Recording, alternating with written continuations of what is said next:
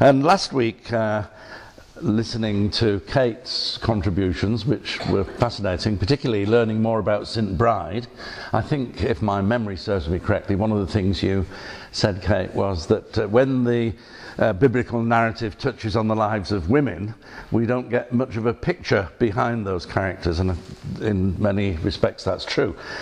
Today is a bit different with the book of Ruth, and it's really a story, of course, about two women, Naomi and her Moabite daughter-in-law, Ruth.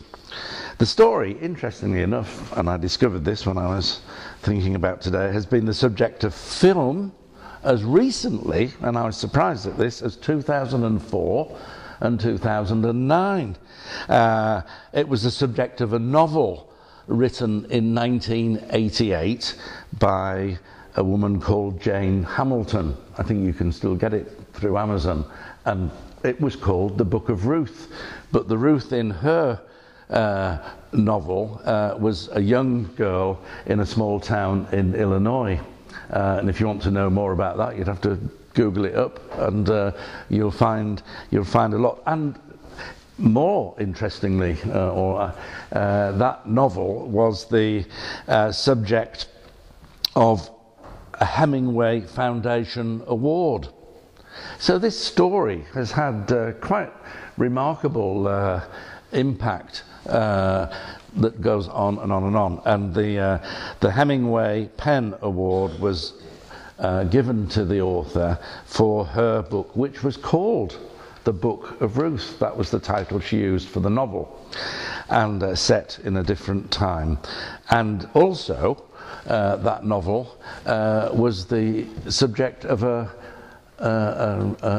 Oprah Award, as in Winfrey, which is interesting, isn't it? And there was a book club, I think it came to an end.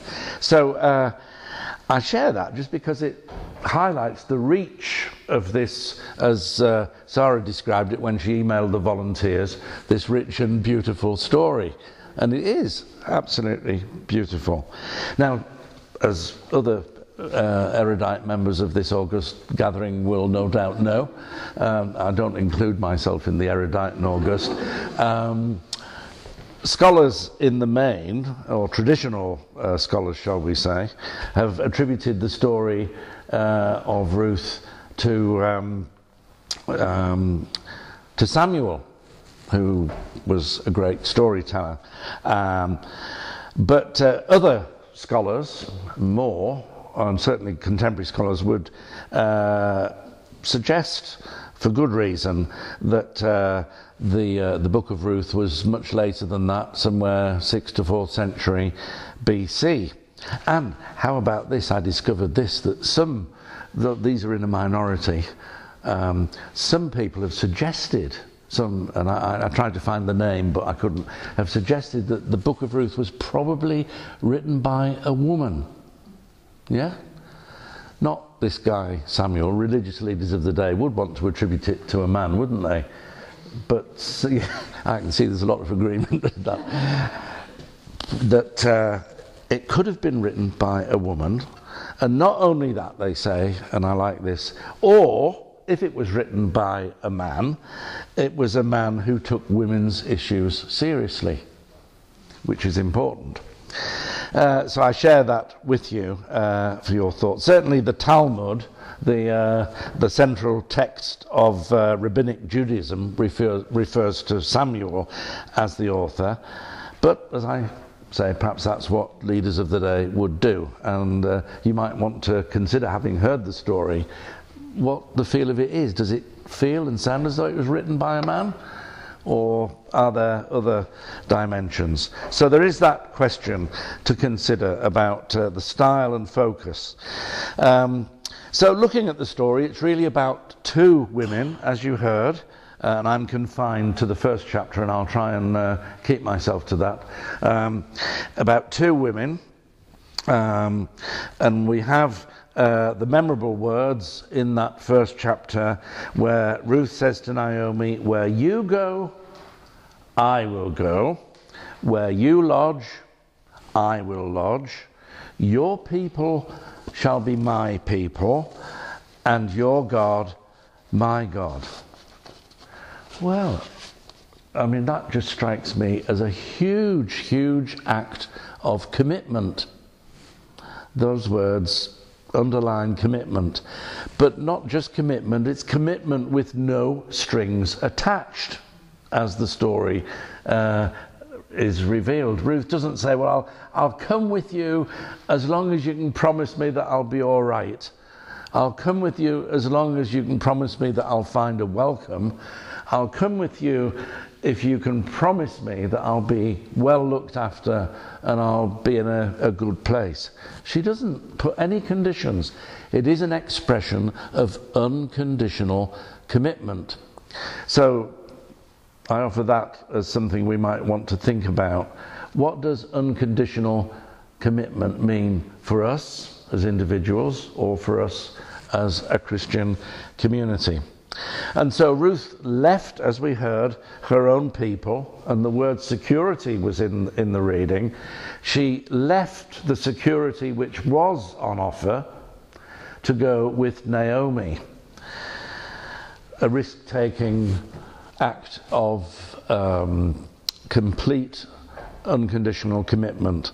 I found myself thinking, well, how does that play out in the Christian story over the years? And the name of Dietrich Bonhoeffer came into my mind, who I'm sure you'll all be familiar with, the German pastor who was safely involved in academia in the United States with friends around, but with the rise of Nazism and the increasing power of Adolf Hitler, felt that he must leave the security and the comfort that was there for him and go back to his own country, which he did. And of course, if you know the story of Dietrich Bonhoeffer, not long before the end of the war, having been interned in a concentration camp, he was hung.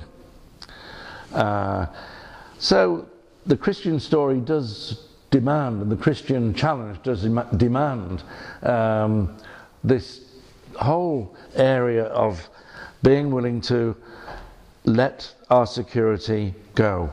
And so that's what Ruth did. This Moabite woman, as the dean reminded us last Sunday afternoon at where's Guy? Guy's commissioning, there he is. I think the dean, correct me if I'm wrong, I think the dean said Ruth became an asylum seeker. She was an immigrant, in effect, wasn't she? From the country of Moab into the country of her mother-in-law. Ruth became an asylum seeker, said the dean, and of course, as he also reminded us, she made it into the genealogy of Jesus, and that was a colourful cast if ever there was, and Ruth had her place in that. So there's much to think about there.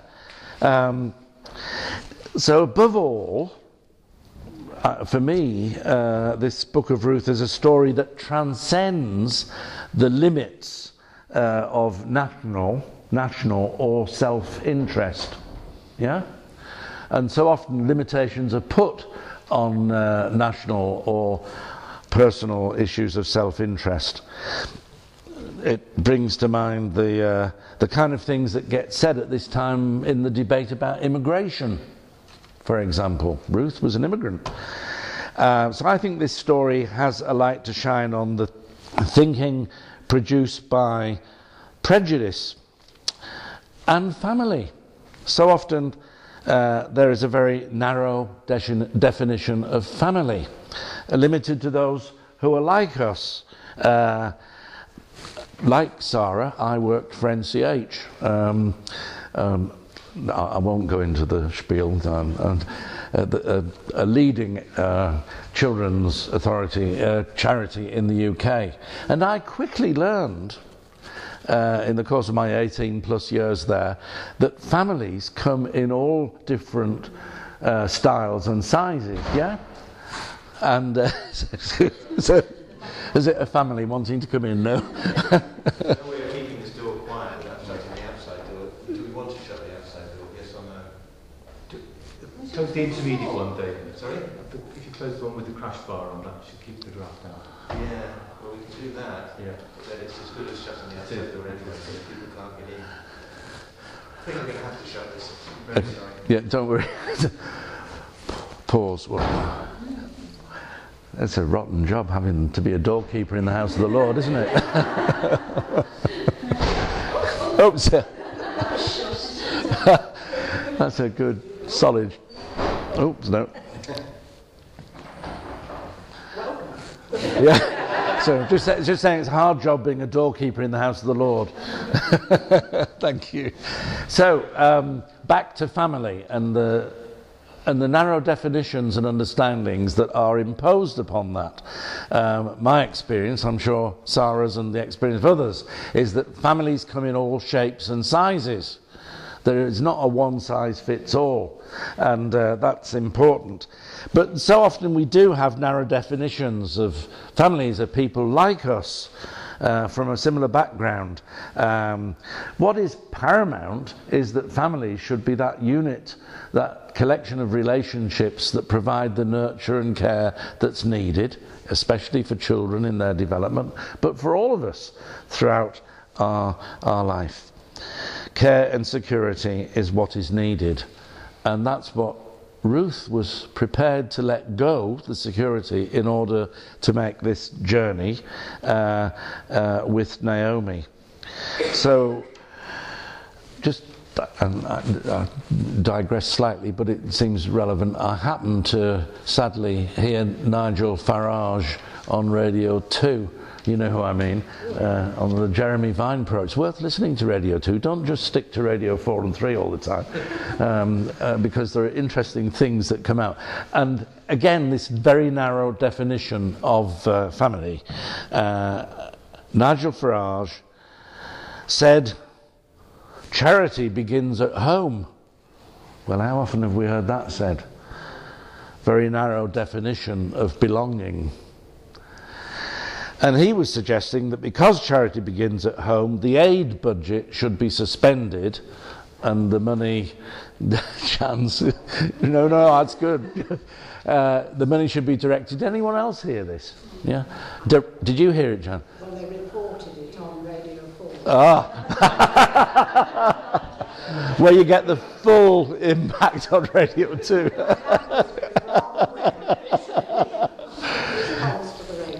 So charity begins at home, and he said, therefore we should suspend the aid budget and send it to help those in the Somerset levels. Now, of course, help for those in the Somerset levels is absolutely essential. But it was this idea that was all about charity begins at home. In any decent family of whatever pattern, shape and size it comes in, the strong look after the needs of the weak. And so it should be within the wider human family. I'm coming to a conclusion. Often we hear talk about the church family or the family of the church, yeah? Do we talk about church family? Yeah? No? In my experience, sometimes, in some places, present place accepted, it can be a very narrow definition of family that is applied there.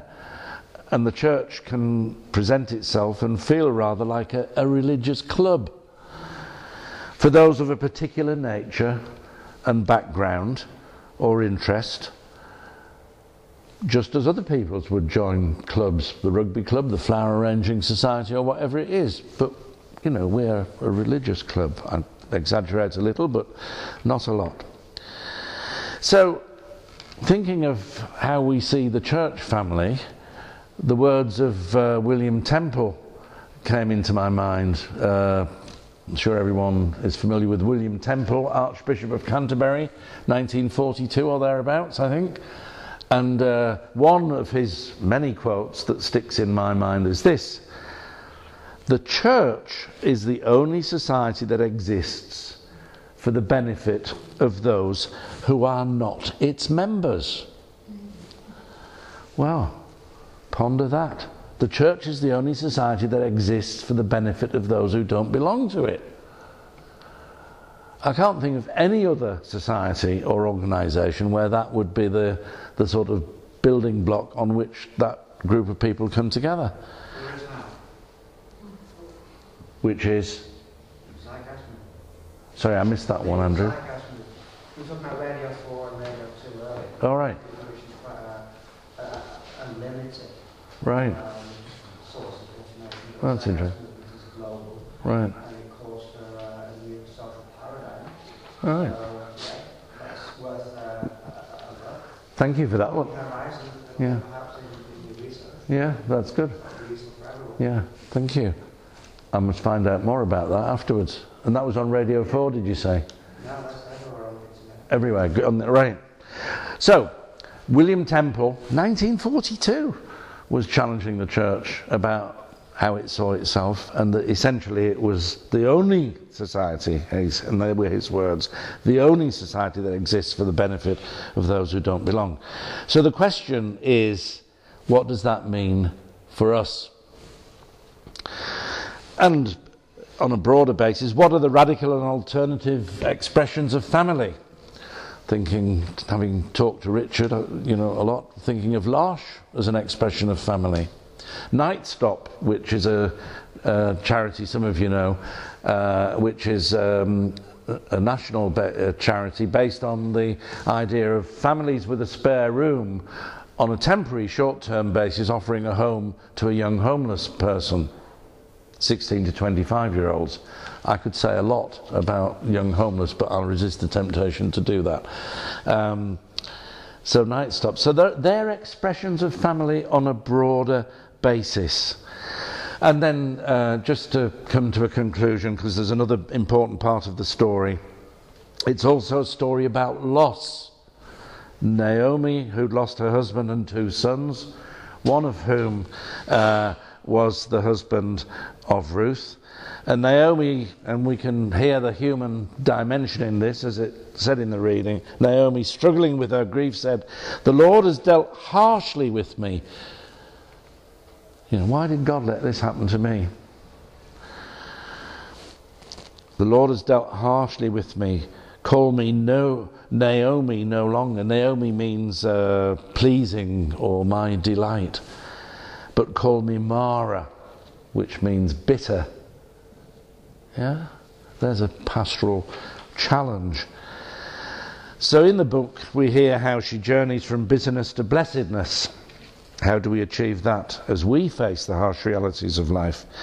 And just coming to an absolute conclusion. Yes, don't be worried. But Helen said I could do it standing up, and I'm sure it would have been shorter sitting down. Naomi, being so bitter, must have been a challenge and not an easy companion for Ruth. Think of people that we might be called to live alongside and to support unconditionally, and what that might mean and how we deal with that.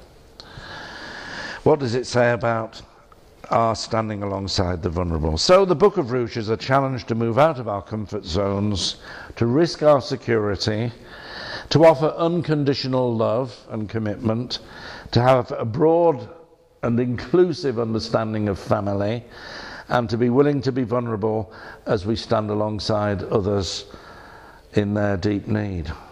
And that's all just from chapter 1.